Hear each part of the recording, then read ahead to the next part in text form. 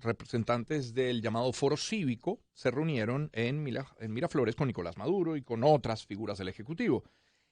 En ese encuentro se pidió concretamente avanzar en soluciones humanitarias. Claro, se habló de otros aspectos que fueron noticia, pero sobre las soluciones humanitarias propusieron además nombres para el Tribunal Supremo de Justicia. Había rumores, hasta hace poco, de intenciones reales de una fotografía similar a la del CNE, que, claro, esta no es óptima, pero que mostraba una disposición distinta. Sin embargo, esto no parece haber ocurrido. Por eso la mayoría de las reacciones que hemos leído y escuchado entre ayer y hoy van en el sentido de decir que se perdió una oportunidad para la justicia, para el reencuentro, para el entendimiento. Eso por citar solamente un episodio, quizás el más reciente en la política de nuestro país. Y de política queremos hablar, y por eso hemos invitado a nosotros, y qué bueno recibirle acá en el estudio, a Jesús Chugo Torrealba, periodista, quien fue secretario ejecutivo de la Mesa de la Unidad Democrática. Chugo, ¿cómo estás? Bueno, estoy en primer lugar contento de estar acá contigo. Siempre estimulante este intercambio. Y en segundo lugar te decía antes de entrar al programa que estoy ciertamente optimista. Yo creo que están pasando cambios importantes en todos los ámbitos, están ocurriendo cambios dramáticos en el planeta, están ocurriendo cambios importantísimos en el hemisferio, está cambiando dramáticamente la región y sería ingenuo pensar que todo eso puede estar ocurriendo y que Venezuela esté paralizada. Aquí también están pasando cosas bien interesantes. Por cierto, tomemos el primer ejemplo, el que estás poniendo a mano.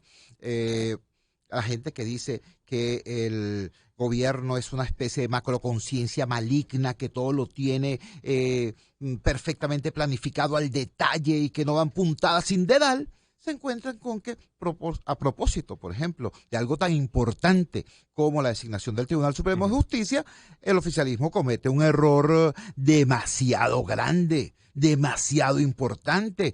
El oficialismo no solamente desatiende los reclamos del país en función de un cambio radical en el sistema de administración de justicia, sino que desoye los reclamos del mundo, del planeta. Es evidente a estas alturas. Pero eso es bueno para alguien. Eso desmiente la idea de que el oficialismo es una macroconciencia maligna e inderrotable. Eso simplemente revela que el oficialismo, a pesar del supuesto macropoder que tiene, en realidad no trasciende sus miserias internas, sus enroques internos, sus pugnas mínimas, y que un tema tan importante como este, estuvieron retrasando este proceso todo lo que pudieron para al final que la montaña se abra y dé a luz un ratón, ¿no? Eso fue lo que pasó. Entonces, ese es un dato importante. Otro dato importante, en Venezuela se están dando un conjunto de procesos de autonomización de sectores muy relevantes. Tú pusiste un ejemplo también al inicio del programa, la reunión del Foro Cívico en Miraflores. Eso era impensable hace apenas 5 años. ¿Por qué? Bueno, porque la sociedad civil entendía y asumía desde la generosidad que la política era un trabajo de los profesionales. Ahora, después de 23 años en que los profesionales de la política se han equivocado una y otra vez, y que incluso cuando obtienen un triunfo, un éxito importante, se esmeran en despilfarrarlo, como pasó con la victoria del 2015, cuando ocurre eso, entonces tú ves, por ejemplo, a Fede Cámaras autonomizándose, ves a los movimientos laborales de base autonomizándose, ves a la sociedad civil también estableciendo no rupturas, pero sí operando desde un espacio, repito, de autonomía en relación a toda la dirigencia política. Habiendo estado como estuviste al frente de la Mesa de la Unidad, ¿te sientes como uno de esos profesionales de la política? Bueno, que se equivocaron, quiero decir. Yo tengo una gran cantidad de errores y quizá algún acierto que la generosidad del país me reconozca. Pero creo que también es claro que mi papel, mi rol siempre ha sido el de activista ciudadano luchando a favor de la democracia. Cuando a mí me llaman para que dé una colaboración en ese sentido, eso precisamente es lo que ocurre. Cuando empieza a producirse la distribución de cargos, candidaturas, etcétera, como a ti te consta, no fueron pocos los ofrecimientos y siempre, subrayo, siempre, repito, siempre, la respuesta de Jesús Torrealba es: no, gracias, yo no fumo de eso. Mi trabajo es el de la construcción de ciudadanía. Por eso mi espacio natural es la calle, mi espacio natural es precisamente la construcción de consensos sociales. Creo, sí, que es importante reivindicar la labor del político, reivindicar la política como racionalidad. Creo que la peor antipolítica que se hace es la que practican los supuestos dirigentes políticos y por eso se producen estas reacciones que, repito, son sanas. Son reacciones de una sociedad que dice, ya va.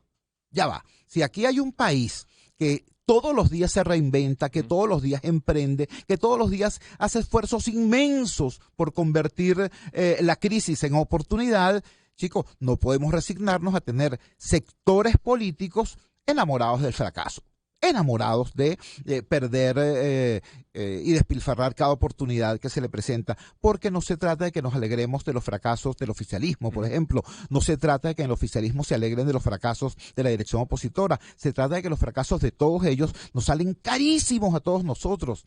Sus fracasos implican, bueno, la destrucción de nuestra economía, implican la división de nuestras familias, implican la precariedad en que vivimos e implican literalmente, sin hablar en términos grandilocuentes, significan la muerte de centenares de miles de venezolanos que pudieron haber salvado la vida en un país relativamente normal. Yo no quiero pasar la página quedándome una duda de tu primera intervención, Chu. Lo primero que dijiste, estoy optimista. Y habla sí, por ejemplo, de esa reunión del Foro Cívico, que creo que hay que aplaudir, como la aplaudió, interpreto, la inmensa mayoría del país.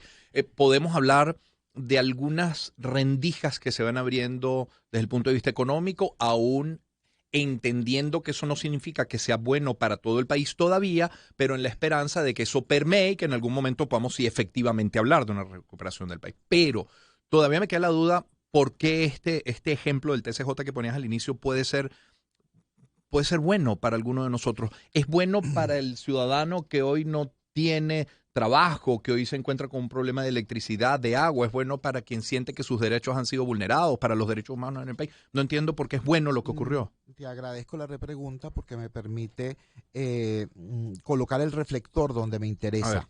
Yo creo que es un motivo de optimismo para el país entender que están ocurriendo simultáneamente dos dinámicas. Por un lado, hay un gran sector de los venezolanos que están decididos a construir cambios sostenibles independientemente de la mediocridad de sectores importantes de la dirigencia política. Creo que eso es muy importante. Sí, creo que es importante que en sus gestos, en sus hechos, esos sectores de la dirigencia política, incluyendo el oficialismo, estén dando demostraciones de que son falibles, es decir, de que son derrotables.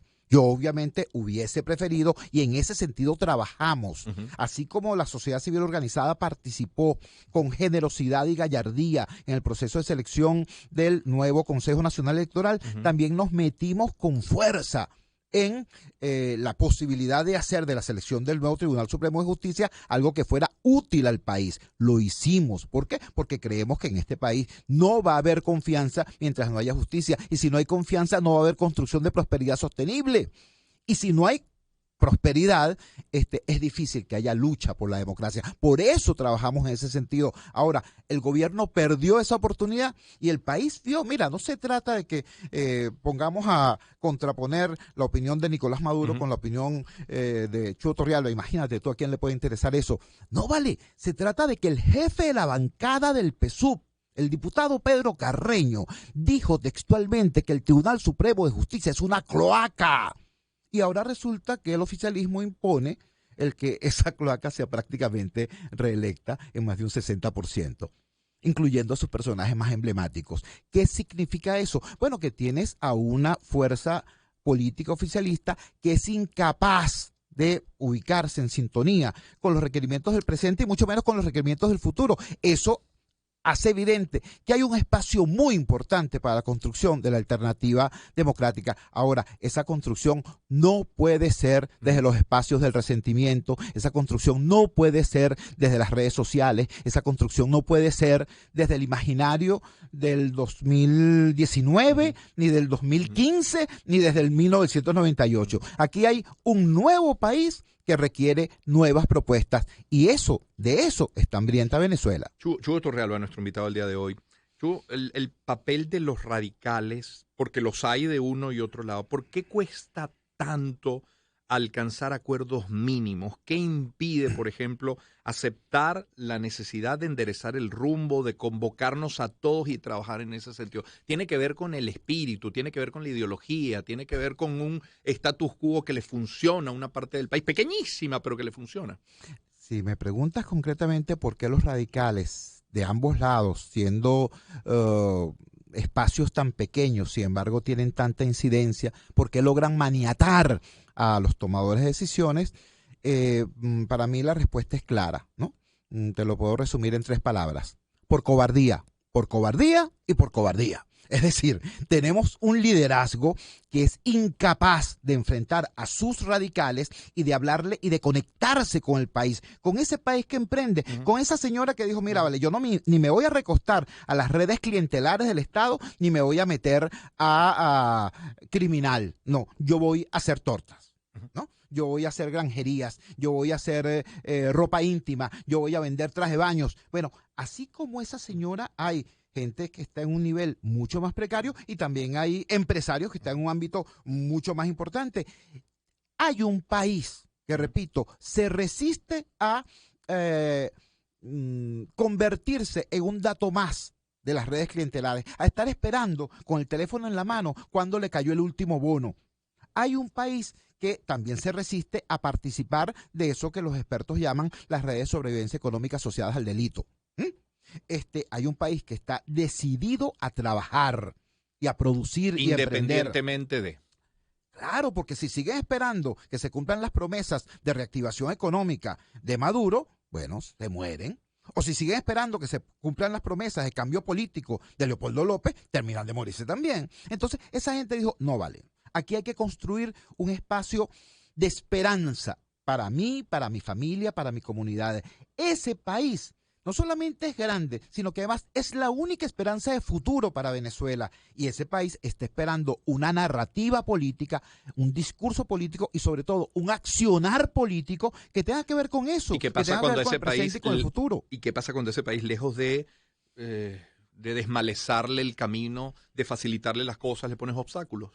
Bueno, ese país se abre paso. Acaba de ocurrir algo muy significativo. En las elecciones del pasado 21 de noviembre, a pesar de que las dirigencias políticas de la oposición organizada no supieron qué hacer, ni qué decir, ni dieron instrucción ni línea clara a sus militantes, a pesar de eso, las fuerzas distintas al oficialismo obtuvieron la mayor cantidad de alcaldías que jamás en los últimos 23 años.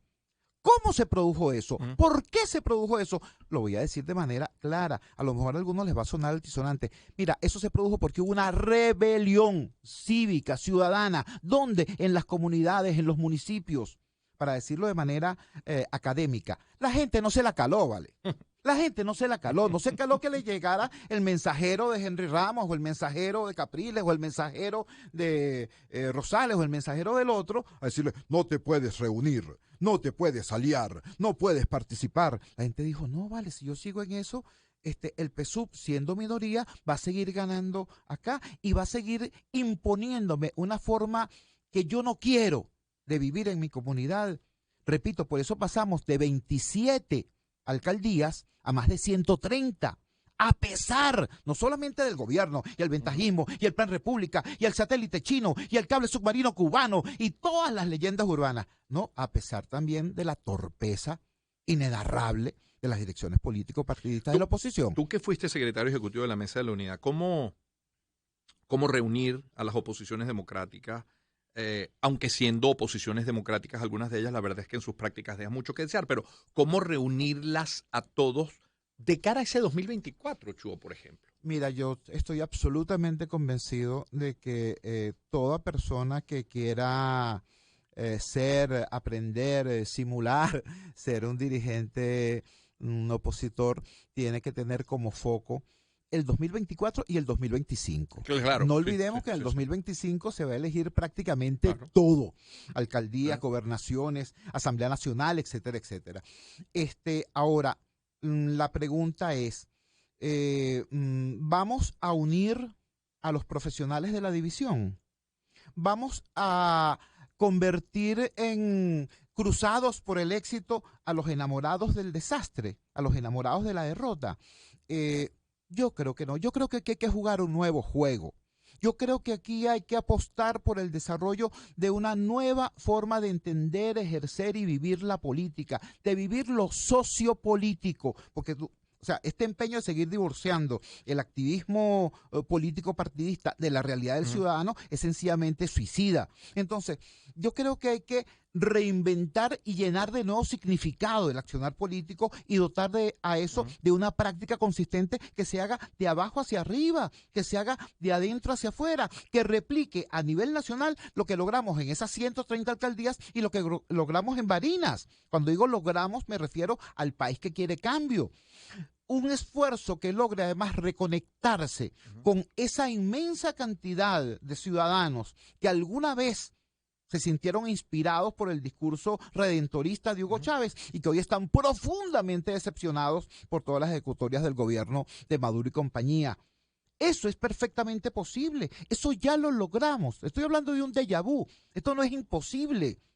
Nosotros en el 2015, cuando logramos lo que logramos, ganamos en La Lagunita y en Chacao y en Baruta, sí, pero también ganamos en el 23 de enero, en Catia y en el Valle. Y eso fue sin invasión de Trump y sin alianza internacional. No, eso fue simplemente conquistando corazones y mentes con un discurso respetuoso y con una práctica constante. El diputado Guerra, ¿no? Ilustre diputado Guerra, ilustre economista, ex funcionario del Banco Central. Yo lo veía todos los días en un cerro distinto del Valle, del Cementerio, de Coche. Bueno, pero es que esa es la forma de hacer política. Tú no puedes pretender ganar teniendo unos tipos que están en Miami, que cuando hay elecciones vienen, son candidatos, pasan aquí 5 o 6 semanas, pierden las elecciones y se vuelven a ir. O sea, ¿qué es eso? Eso es una falta de respeto a un país que está peleando, que está luchando, que se está reinventando. Y cuando hablo del país que se reinventa, estoy hablando de los que estamos aquí y de los que están afuera. Los venezolanos que están en el exterior son una razón poderosísima también para el optimismo, una razón poderosísima también para creer en el futuro de nosotros como nación. ¿Por qué digo esto? Porque cuando superemos esta etapa infantil, ¿no?, en la que los que están afuera piensan que los que se fueron lo hicieron porque no aguantaron la pela, y que los que están afuera piensan que los que estamos aquí adentro es porque, bueno, ya aquí no queda nada bueno. Cuando superemos esa fase infantil y entendamos que los que estamos aquí podemos hacer cosas que no pueden hacer los que están afuera, y los que están afuera pueden hacer cosas por el futuro democrático de Venezuela que nosotros no podemos hacer. Voy a poner un ejemplo que quizás a algunos no les guste, pero quienes están en Tel Aviv, ¿no?, valoran de manera muy alta lo que hace, por ejemplo, el lobby judío en Nueva York. Y lo que hace el lobby judío en Nueva York es en función de que la existencia de la nación, del Estado judío, siga siendo una realidad sostenible y defendible. Los que están afuera colaboran con los que están adentro, los que están adentro hacen posible y realizable el trabajo de los que están afuera. Cuando entendamos eso, veremos que la diáspora venezolana es una poderosa extensión de la nación venezolana y una fuerza valiosísima para la construcción del futuro. Todas esas son razones para el optimismo. Ahora, hay que cambiar el chip. Hay que cambiar el chip. Mira, voy a poner un ejemplo, porque es que la política no solamente son datos, números, también es el imaginario. Si tú le dices a un señor, a un burócrata del chavismo, oye, mira, en 23 años se han destruido el 60% de las empresas en Venezuela, él va a decir, caramba, qué bueno, le estamos rompiendo el espirazo al capitalismo. ¿Por qué? Porque él ese dato horrendo lo ve desde su imaginario. Una persona que tenga otro tipo de formación dirá, oye, qué horror, esos son padres de familia que quedaron sin trabajo, con razón hay tanta gente yéndose para el exterior. Bueno, pongo ese ejemplo, cambiemos el chip. Si nosotros vemos todo esto que está ocurriendo desde otra mirada, entenderemos que las oportunidades para construir acá una fuerza social que no sea la reedición de este clinch, de esta pelea absurda, ¿no? Que tiene que ver con el pasado o con el pasado remoto. Yo escucho el discurso del chavismo, mira, y eso es anterior a la invención de la minifalda. La minifalda la inventaron en 1968 y estos tipos están más o menos en el 62. ¿Ves? Yo escucho el discurso de buena parte de la oposición y siguen insistiendo que Venezuela era un país perfecto antes de 1998 y que estos tipos nos echaron una broma. Ambas cosas son mentiras e inútiles. Aquí hay una gran cantidad de retos que enfrentar y que podemos hacer, porque además Venezuela fue hasta hace nada la vanguardia de la modernidad en América Latina. Hablando de retos, es Chugo Torralba quien nos acompaña. Hemos hablado de 2024, me parece atinadísimo que hables también de 2025 por la importancia que tiene, pero para llegar allí tenemos que terminar 2022 y pasar por 2023. Y para 2023 se plantean primarias. ¿Cómo ponernos de acuerdo cuando ya, por ejemplo, hay un nombre como el de Antonio Carri que dice yo sí quiero ser candidato presidencial y no me voy a medir? Fíjate, yo creo que hay que leer en profundidad. Yo hablé con Antonio, sí. Yo entrevisté a Antonio sí. Y Antonio me dijo, yo no me voy a medir en unas primarias organizadas por el G4. Es decir, yo no me voy a medir, para decirlo como le dicen los llaneros, enchiquerado, ¿no? O sea, yo no voy a pelear dentro de un closet que me definan quienes son eventualmente mis competidores. Yo quiero participar en una consulta abierta. Y yo creo que eso es absolutamente entendible. ¿Por qué digo esto? Quiero recordarle. ¿Cómo llegar a esa consulta abierta en la que Antonio se sienta a gusto, sienta que va a ser respetado, pero el resto también? Sí, yo creo que eso es muy importante porque creo que la respuesta a eso es compresión ciudadana, compresión venezolanista. Yo creo que nosotros tenemos que decirle a la clase política que ya tenemos una experiencia. ¿Tú recuerdas cuando el gobierno habilitó de manera muy inteligente la tarjeta de la MUT, la tarjeta de la manito? Quizás recuerdes que en aquel momento yo dije, tenemos tarjeta de la unidad, lo que no tenemos es unidad. Tenemos la tarjeta de la alianza, lo que no tenemos es la alianza. Es prudente congelar esa tarjeta hasta tanto se logre reconstruir una alianza que en términos reales exprese lo que teníamos en el año 2015. Bueno, no ocurrió eso. Un grupo se apropió de la tarjeta y ¿qué hizo con esa tarjeta? Perder de manera triste. Convirtieron un intangible importantísimo, bueno, en el instrumento que utilizó un sector para perder como perdimos en Miranda, para llegar de terceros como se llegó en Caracas, para hacer el horror, ¿no?, que hicieron en Táchira.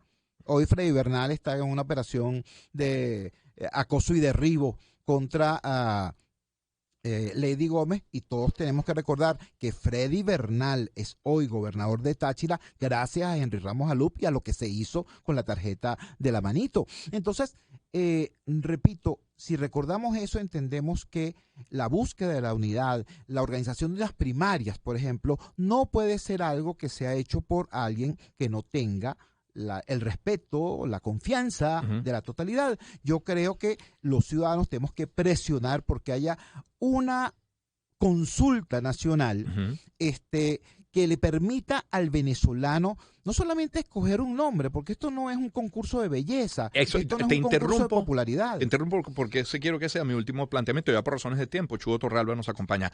No me digas un nombre, no queremos nosotros en este estudio un nombre todavía, pero sí quiero que me describas el perfil del candidato y de ese equipo que debe construirse en 2024 o de cara a 2024 y ese 2025. En primer lugar, yo creo que ese candidato y ese equipo tienen que tener una propuesta de cambio, una teoría del cambio que sea superior, ¿no?, más densa, más rica que la que acaba de naufragar. ¿Cuál es la que acaba de naufragar? Bueno, la teoría del cambio, que es hija del chavismo. Sí, lo estoy diciendo con todas sus letras. La teoría del cambio que hasta ahora ha manejado la oposición en Venezuela es hija del chavismo. ¿Por qué? Bueno, porque la teoría del chavismo era el juego suma cero. Si yo gano, ustedes pierden. Si ustedes llegan a ganar, me van a matar a mí, yo me tengo que ir. Por eso la competencia es a muerte. Esa manera de entender la política tiene que ser superada. Tenemos que pasar del ustedes o nosotros a el ustedes y nosotros. ¿Cómo hacemos para construir un país vivible, un país sostenible? Yo no quiero una Venezuela potencia, yo quiero un país vivible. Normal. Normal, un país con crecimiento sostenible, insisto. Y eso no se puede hacer ni amputando ese 20% de los venezolanos que aún creen en el chavismo, ni se puede hacer ignorando al 80% de venezolanos que queremos otra cosa. Entonces, en primer lugar, tiene que haber una teoría del cambio diferente. En segundo lugar, tiene que haber una manera diferente también de establecer la relación entre lo social y lo político. Hay que colocar al ser humano, a la persona, a la comunidad en el centro del accionar del Estado y de la sociedad. En tercer lugar, por el amor de Dios, ya está bueno. Tienen que surgir nuevas alianzas, nuevas formaciones políticas, nuevos nombres. Para eso sí sirve el ejemplo de Chile. Que esté allí Boric, un joven de 36 años, ¿no? Creo que nos dice muchísimo. Y yo llamo a la dirigencia política joven de este país, y cuando digo joven no me refiero a su edad cronológica, sino a la gente que tiene la valentía de coincidir, la valentía de abrir las ventanas de la mente.